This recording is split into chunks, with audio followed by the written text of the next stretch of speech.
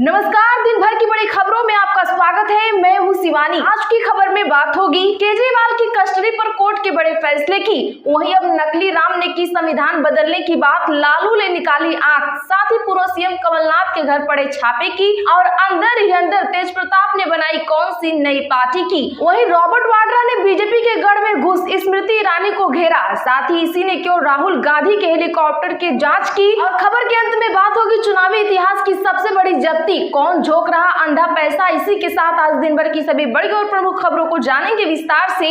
उससे पहले एक नजर सुर्खियों पर। ट्रायल कोर्ट ने केजरीवाल की कस्टडी 23 अप्रैल तक बढ़ाई। सुप्रीम कोर्ट ने गिरफ्तारी के खिलाफ नहीं सुनी अर्जी, कहा 29 अप्रैल से पहले तारीख नहीं। बीजेपी ने डायल 100 को 112 किया। अखिलेश ने कहा बीजेपी ने गाड़ी नहीं केवल नंबर बढ़ाए, सरकार बनी तो किसानों का हम करेंगे कर्ज माफ। रिटायर्ड जजों ने सीजेआई को लिखा चिट्ठी, कहा कुछ लोग अपने फायदे के लिए जुडिशियरी पर दबाव बना रहे, न्यायपालिका को इससे बचाएं।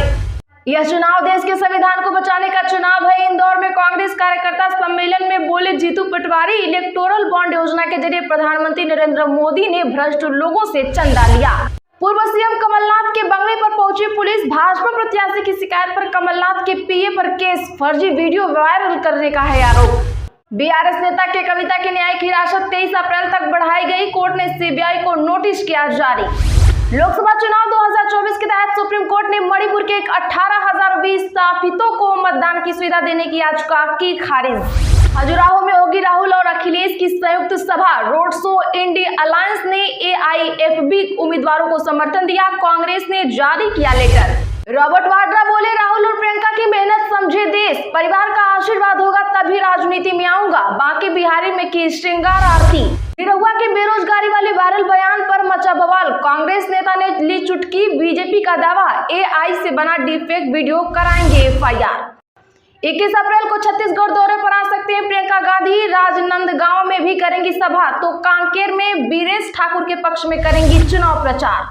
पंजाब सीएम ने तिहाड़ जेल में केजरीवाल से की मुलाकात, आधे घंटे चली मीटिंग, बाहर आकर बोले उन्हें ऐसे ट्रीट कर रहे जैसे वो आतंकवादी हों। तेज प्रताप के 2 करीबी ने नई पार्टी बनाई, जनशक्ति जनता दल नाम दिया, चुनाव आयोग से बांसुरी चिन्ह की मांग, 20 सीट पर देंगे अपने उम्मीदवार। इसी अफसरों ने राहुल के हेलीकॉप्टर की जांच की, तमिलनाडु के नीलगिरी में फ्लाइंग स्क्वाड पहुंची, छानबीन के बाद केरल हुए रवाना राहुल गांधी। तेजस्वी बोले बीजेपी 7 मुद्दों के बिना चुनाव लड़कर दिखाए, 100 सीट भी नहीं आएगी। लालू बोले संविधान बदलने वालों की जनता आंख निकाल लेगी, ये देश में तानाशाही लाना चाहते हैं, इस बार मोदी की विदाई तय है। हरियाणा में कांग्रेस की लोकसभा टिकट पर आर पार, भूपेंद्र हुड्डा और शैलजा सुरजेवाला गुट 6 सीटों पर अड़े, सोनिया खड़गे की बनाई कमेटी से किया किनारा। हिमाचल के 3 सीटों पर कांग्रेस के ऑब्जर्वर नियुक्त, संजय दत्त को मंडी, अनीस अहमद को हमीरपुर और धीरज गुर्जर को कांगड़ा का मिला जिम्मा। सांसद लल्लू सिंह के बाद अब अरुण गोविल का वीडियो हो रहा वायरल, संविधान बदलने को लेकर ये क्या बोल गए रामायण के राम। चुनाव आयोग ने 44 दिन में 4,658 करोड़ 13 लाख रुपए जब्त किए, लोकसभा चुनाव के 75 साल के इतिहास में ये सबसे ज्यादा।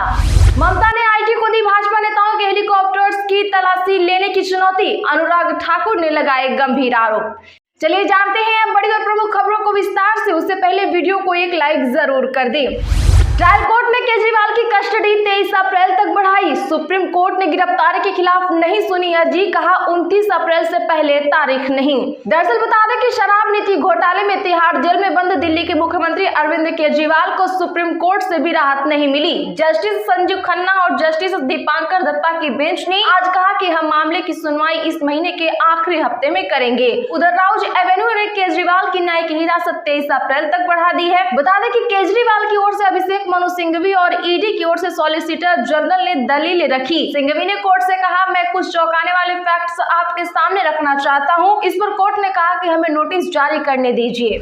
बीजेपी ने डायल 100 को 112 किया। अखिलेश ने कहा बीजेपी ने गाड़ी नहीं केवल नंबर बढ़ाए। जहां बता दें कि समाजवादी पार्टी के राष्ट्रीय अध्यक्ष अखिलेश यादव मुजफ्फरनगर पहुंचे। इस दौरान उन्होंने बाघरा स्थित कल्याणकारी इंटर कॉलेज मैदान में जनसभा को संबोधित किया। इस दौरान अखिलेश यादव ने कहा कि पक्ष में यूपी से हवा चल रही है। उन्होंने कहा कि मुजफ्फरनगर से हमारे प्रत्याशी जीत रहे हैं। आज बहुत बहुत लोग सपा में शामिल हो रहे हैं। बीजेपी के पोस्टर में प्रत्याशी का नाम गायब है। जब वोट पड़ेंगे तो बीजेपी भी गायब हो जाएगी। अपनी सरकार में बिजली संकट को दूर किया। अखिलेश यादव ने कहा कि 80% नौजवान बिना नौकरी के हैं। बताओ, जब युवा बिना रोजगार और बिना काम के होगा तो उसकी शादी कहां से होगी। 21 रिटायर्ड जजों ने सीजेआई को लिखा चिट्ठी। कहा, कुछ लोग अपने फायदे के लिए जुडिशियरी पर दबाव बना रहे। दरअसल बता दें कि सुप्रीम कोर्ट और हाई कोर्ट के 21 रिटायर्ड जजों ने सीजेआई डीवाई चंद्रचूड़ को चिट्ठी लिखी है। इसमें उन्होंने बताया कि कुछ लोग सोचे समझे ढंग से दबाव बनाकर गलत सूचनाएं और सार्वजनिक रूप से अपमानित करके न्यायपालिका को कमजोर करने की कोशिश कर रहे हैं। ये लोग ओछे राजनीतिक हित और व्यक्तिगत लाभ के लिए न्यायिक प्रणाली में जनता के विश्वास को कम कर रहे हैं। चिट्ठी लिखने वाले 21 जजों में 4 सुप्रीम कोर्ट के रिटायर्ड जज हैं, जबकि बाकी 17 राज्यों के हाई कोर्ट के चीफ जस्टिस या अन्य जज हैं।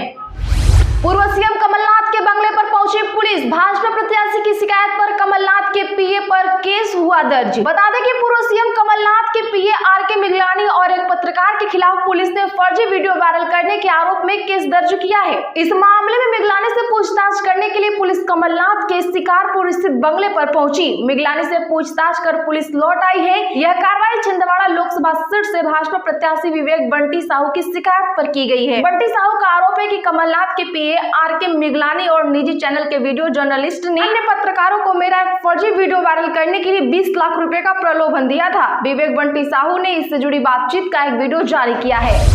सुप्रीम कोर्ट ने मणिपुर के 18,000 विस्थापितों को मतदान की सुविधा देने की याचिका की खारिज। बता दें कि सुप्रीम कोर्ट ने आज मणिपुर घटना में विस्थापित लगभग 18,000 लोगों के लिए वोटिंग की सुविधा की मांग करने वाली याचिका खारिज कर दी है। दरअसल बता दें कि मणिपुर निवासी नौलख खामोशवान थांग और अन्य लोगों ने सुप्रीम कोर्ट में याचिका लगाई थी। याचिकाकर्ताओं ने कहा था कि मणिपुर के 18,000 विस्थापित लोग दूसरे राज्यों में रहते हैं। वे लोकसभा चुनाव में मतदान करना चाहते हैं। रॉबर्ट वाड्रा बोले, राहुल और प्रियंका की मेहनत देश समझे, परिवार का आशीर्वाद होगा तभी राजनीति में आऊंगा। स्मृति ईरानी पर साधा निशाना। यहाँ कांग्रेस की महासचिव प्रियंका गांधी के पति रॉबर्ट वाड्रा आज सुबह बांके बिहारी के दर्शन के लिए वृंदावन पहुंचे। उन्होंने श्रृंगार आरती की। इस दौरान रॉबर्ट वाड्रा ने एक न्यूज चैनल से बातचीत की। अमेठी से चुनाव लड़ने पर कहा, वहाँ से पुकार आ रही है, मगर परिवार का आशीर्वाद होगा तभी राजनीति में आऊंगा। मैं चाहता हूँ कि देश राहुल और प्रियंका की मेहनत को समझे। अमेठी में स्मृति ईरानी ने कोई काम नहीं किया, वह सिर्फ मीडिया में बने रहना चाहती हैं। वाड्रा ने दर्शन कर वापस जाते समय वृंदावन की कचौड़ी का भी स्वाद लिया।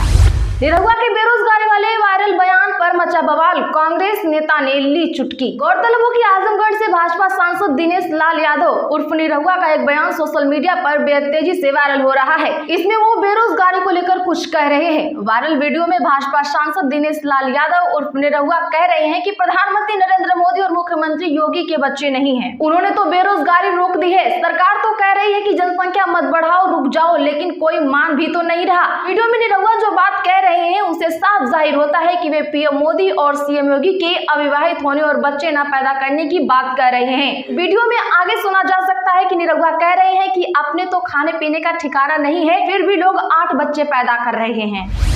ईसी अफसरों ने राहुल के हेलीकॉप्टर की जांच। तमिलनाडु के नीलगिरी में फ्लाइंग स्क्वाड पहुंची। छानबीन के बाद केरल रवाना हुए राहुल गांधी। जी हां, बता दें कि इलेक्शन कमीशन के अधिकारियों ने आज कांग्रेस नेता राहुल गांधी के हेलीकॉप्टर की जांच की। दरअसल तमिलनाडु के नीलगिरी में फ्लाइंग स्क्वाड के अधिकारियों ने यह छानबीन की है। इस छानबीन के बारे में और डिटेल अभी सामने नहीं आई है। राहुल ने यहाँ नीलगिरी कॉलेज में आर्ट्स और साइंस के स्टूडेंट्स और चाय बागान के वर्कर्स से मुलाकात की। आपको बता दें कि तमिलनाडु के बाद राहुल गांधी केरल के वायनाड पहुंचे। यहाँ उन्होंने रोड शो किया। रोड शो के दौरान उन्होंने कहा कि वायनाड के लोग जो हर बार मुझे प्यार और अपनापन देते हैं, उनके लिए मैं उनका शुक्रगुजार हूँ। वायनाड का हर एक शख्स मेरा परिवार है।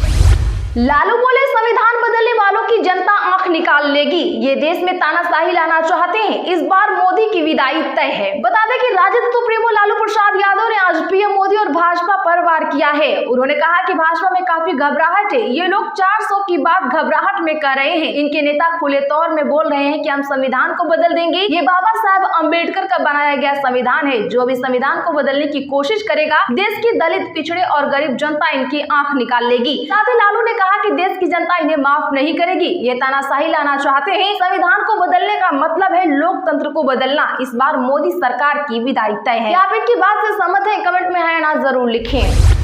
सांसद लल्लू सिंह के बाद अब अरुण गोविल का वीडियो हो रहा वायरल। संविधान बदलने को लेकर ये क्या बोल गए रामायण के राम। दरअसल लोकसभा चुनाव को लेकर इन दिनों सियासत में तरह तरह की बातें हो रही हैं। कोई संविधान के बदलाव की बात कर रहा है तो कोई संविधान के बदलाव पर सवाल खड़े कर रहा है। अब इसी क्रम में अयोध्या से भाजपा सांसद लल्लू सिंह के बाद अब मेरठ में भाजपा प्रत्याशी अरुण गोविल का संविधान के बदलाव करने का एक वीडियो सामने आया है। पत्रकारों से बातचीत करते हुए अरुण गोविल ने कहा, बदलाव करना प्रगति की निशानी है। रामायण के राम का ये वीडियो जब सोशल मीडिया पर वायरल हुआ तो सपा प्रमुख अखिलेश यादव ने भी उनके बयान को लेकर सवाल उठाए। ममता ने आईटी को दी भाजपा नेताओं के हेलीकॉप्टर्स की तलाशी लेने की चुनौती, अनुराग ठाकुर ने लगाए गंभीर आरोप। जी हां, बता दें कि पश्चिम बंगाल की मुख्यमंत्री ममता बनर्जी ने आयकर विभाग को लोकसभा चुनाव के दौरान भाजपा नेताओं द्वारा इस्तेमाल किए जा रहे हेलीकॉप्टर्स की जांच करने की चुनौती दी है। दरअसल टीएमसी नेताओं ने दावा किया था कि लोकसभा चुनाव प्रचार के दौरान पार्टी के नेता अभिषेक बनर्जी के हेलीकॉप्टर की तलाशी ली गई। पार्टी नेताओं के इस दावे के बाद सीएम ममता ने आयकर विभाग को यह चुनौती दी है। बता दें तो कुछ बिहार में एक रैली को संबोधित करते हुए ममता बनर्जी ने आरोप लगाया कि भाजपा केंद्रीय एजेंसियों का टीएमसी नेताओं के खिलाफ दुरुपयोग कर रही है। उन्होंने कहा कि ट्रायल रन से पहले आयकर विभाग ने अभिषेक बनर्जी के चॉपर की तलाशी ली, लेकिन उन्हें कुछ नहीं मिला। आईटी अधिकारियों ने बताया कि उनके पास इनपुट था कि चॉपर में पैसा और सोना है, लेकिन उन्हें कुछ नहीं मिला। हम ऐसे काम में शामिल नहीं होते हैं। उन्होंने आगे कहा कि यह भाजपा ही है जो ऐसे काम करती है। क्या केंद्रीय एजेंसियों के पास भाजपा नेताओं के चॉपर की तलाशी लेने का साहस है? तो इसी के साथ आज की बड़ी खबरों में फिलहाल इतना ही। रोज की ऐसी ही ताजा और सच्ची खबरों के लिए चैनल अभी सब्सक्राइब करें, बगल में घंटी के निशान को जरूर दबा लें। वीडियो को लाइक शेयर कर हमारा सपोर्ट जरूर